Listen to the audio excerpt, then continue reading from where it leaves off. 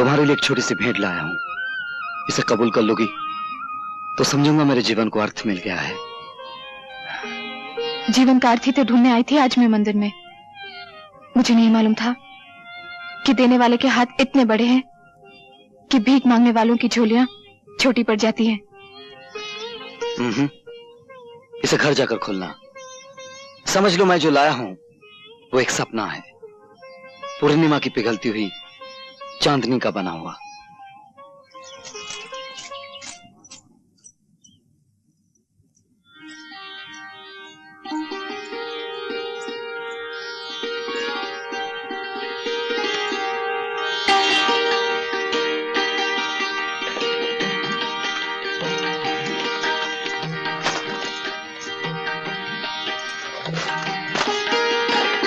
सुहाग का जोड़ा।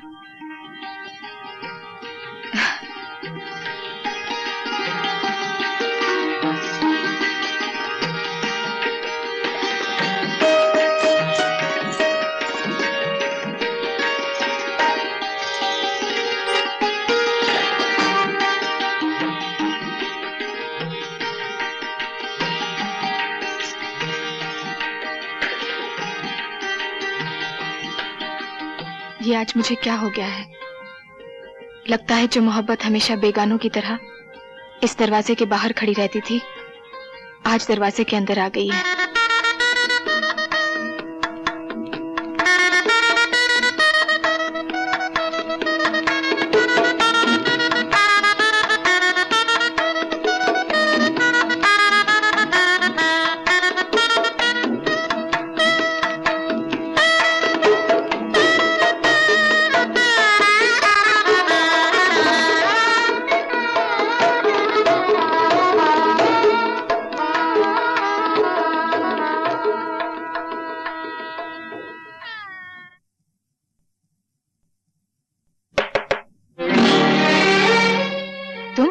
कसर है तो सिर्फ इतनी कि पलंग पे फूलों की झालर नहीं लगाई गई और हमने दूल्हे का सहरा नहीं बांधा। चलो कोई बात नहीं, सहरा हम सुहागरात के बाद बांध लेंगे।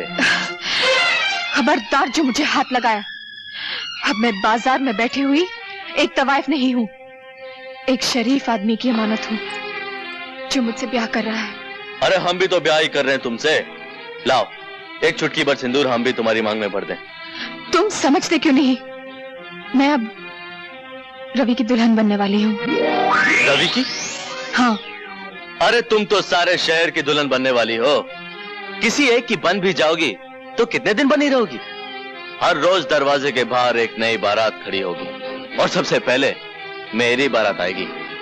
तुम्हारी बारात नहीं आएगी, तुम्हारी अर्थी यहां से जाएगी। निकल जाओ यहां से।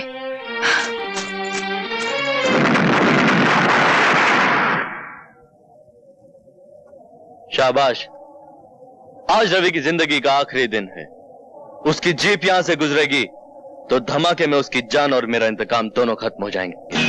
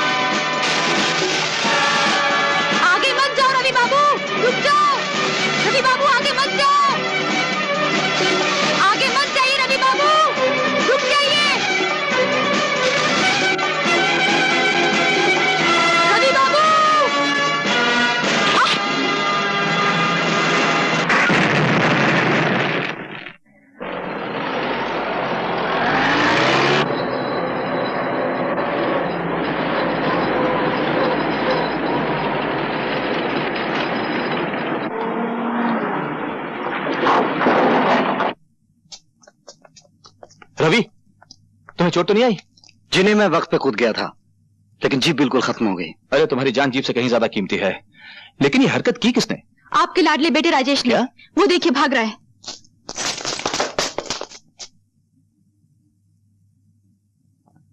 मुझे बचा लो माँ, मुझे बचा लो। आज तुम्हें कोई नहीं बचा सकता। क्या हुआ? क्या किया है मेरे राजेश ने? आज ये एक ही छलांग में इंसानियत की आखिरी हद से गुजर गया है। तुम जानती हो, आज इसने रवि की जान लेने की कोशिश की।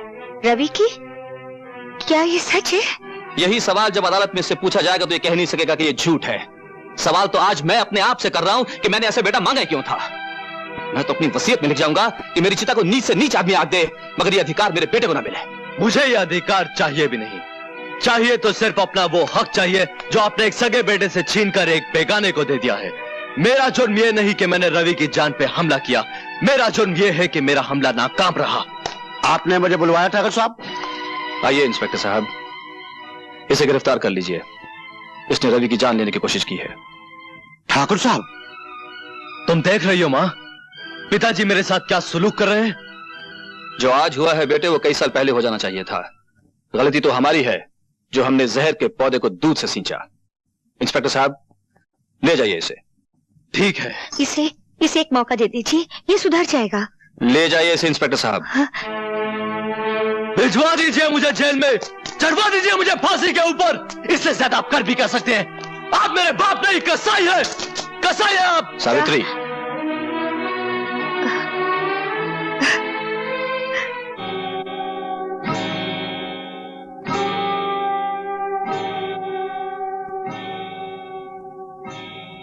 क्या खबर लाए मंगलू?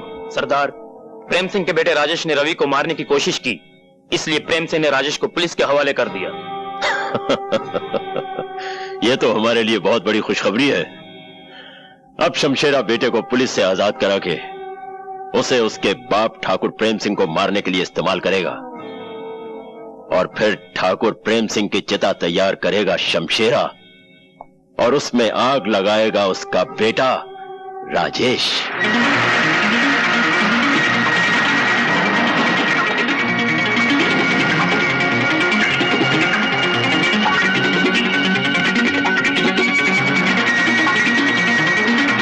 चलो।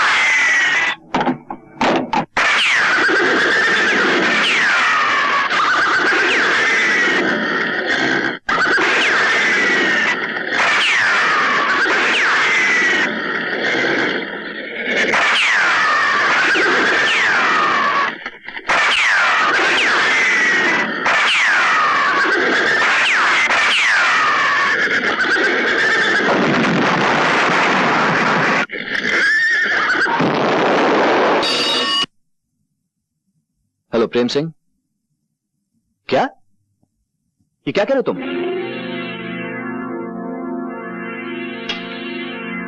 क्या हुआ? शमशेरा और उसके आदमी राजेश को उठा के ले गए हैं। नौजवान, तुम्हारे दिल में यह सवाल उठ रहा होगा कि मैंने तुम्हें क्यों बचाया है। जवाब सुनने के लिए मैं सर से पांव तक कान बन गया हूं। मेरा एक रिश्ता तुम्हारे बाप से है और दूसरा तुमसे। तुम्हारे बाप से मेरी पुरानी दुश्मनी है, और तुम्हारी कहानी उस दुश्मनी से भी बहुत ज्यादा पुरानी है। डैडी से आपकी दुश्मनी क्यों है मैं जानता हूं, नहीं जानता तो दूसरी कहानी नहीं जानता। 20 साल पहले मेरा इकलौता बेटा मर गया था। तुम्हें सामने देखा तो मुझे लगा जैसे मेरा बेटा ही वापस आ गया हो। अगर आज वो जिंदा होता तो तुम्हारी ही उम्र का होता। उसके खून में भी जवानी की आग भड़क रही होती, आंखों से शोले लपक रहे होते, मेरे दुश्मनों को जलाकर राख कर देने के लिए। अगर तुम्हारे बाप से मेरी दोस्ती होती तो मैं उसे कहता कि मेरा सब कुछ ले लो, लेकिन अपना बेटा मुझे दे दो। आप अपने दुश्मन के बेटे को अपना बेटा बनाने के लिए तैयार हो जाते? तैयार ही नहीं, बेकरार हूं। और सोचो तो अपने आदर्शवादी बाप के पास तुम जाकर करोगे भी क्या? वो फौरन तुम्हें पुलिस के हवाले कर देगा। कत्ल की कोशिश के इल्जाम में तुम्हें कम से कम 10 साल की सजा तो होगी ही। जेल से बाहर निकलोगे तो तुम्हारी जवानी ढल चुकी होगी, खून में भड़कते हुए शोले बर्फ से भी ज्यादा ठंडे हो चुके होंगे। जिंदगी का जुलूस चल तो रहा होगा, लेकिन शमशान की तरफ जाती अर्थियों की तरह। मुझे बचा लीजिए अंकल, बचा लीजिए। अपने मरे हुए लड़के के सदके मुझे अपने आप से अलग मत कीजिए। कैसे कर सकता हूं बेटे? अपने जिस्म से अपनी जान को कौन अलग कर सकता है? और फिर मेरी जान तो पूरे 20 साल के बाद वापस आई है। अरे तू क्यों रो रहा है? क्यों रो रहा है? मंगलवार रात को 8 बजे बारात लेकर आ जाना, मैं तेरी शादी मैना से करवा दूंगा। मंगलवार रात को 8 बजे। बाप के काम आता है, लेकिन इस सिचुएशन में बाप बेटे के काम आया है। हम दोनों ने हम शक्ल होने का फायदा उठाया है। मेरे पिताजी हैं, वो मांस बनाने में माहिर है, ये उन्हीं का कमाल है। और अब तो मेरी शादी मैना से हो चुकी है, तो अब तो कोई डरने की बात ही नहीं है। मत छुओ मुझे। क्या हो गया तुम्हें बिजली? ये मुन्नी बाई कौन है जिसके पास तुम लाल जोड़ा लेकर गए थे? वो मुन्नी बाई जिसका तुम जिक्र कर रही हो, वहां मैं गया जरूर था, लेकिन अपनी मर्जी से नहीं, मजबूरी से। अपनी अय्याशी को मजबूरी का नाम ना दो। ये क्यों नहीं कहते कि तुम्हारा दिल मुझसे भर गया था, इसलिए तुम मुन्नी बाई के पास गए थे? ये झूठ है बिजली। मैंने प्यार किया तो सिर्फ तुमसे किया है। मेरी जिंदगी के हर पन्ने पर तुम्हारा नाम लिखा है। मैं जाता रहा हूं बिजली, धर्म की रस्सी से बंधा वहां जाता रहा हूं। एक बड़े घर की औरत जिसे मैं मां कहता हूं, उस मां का अपना बेटा मुन्नी बाई के प्यार में होशो हवास खो बैठा था। उसे बाजार से घर लाने के लिए मुझे मुन्नी बाई से प्यार का नाटक करना पड़ा। मैं ये कैसे मान लूं कि जो तुमने उसके साथ किया वो नाटक था, और जो मेरे साथ कर रहे हो वो नाटक नहीं है?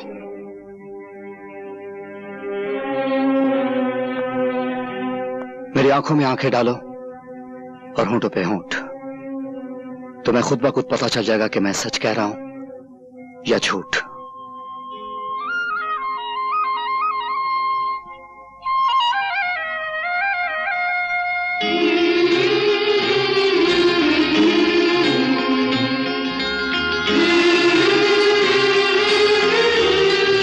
वो झूठ था, ये सच है।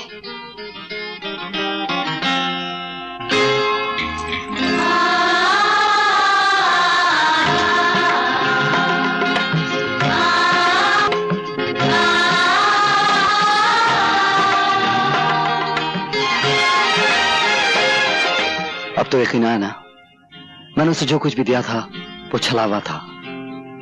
वो सुहाग की साड़ी, वो मांग का सिंदूर, वो लाल चूड़ियां।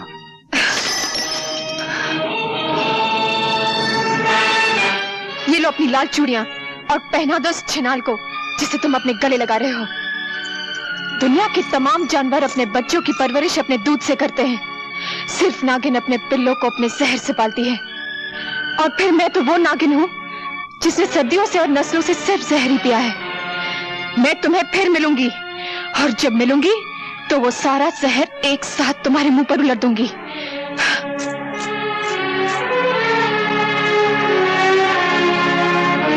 शक्ति सिंह, तुम? और यहाँ? हाँ शक्ति सिंह, तुम हमेशा चल के मेरे पास आया करते थे, लेकिन आज मैं खुद तुम्हारे पास आई हूं।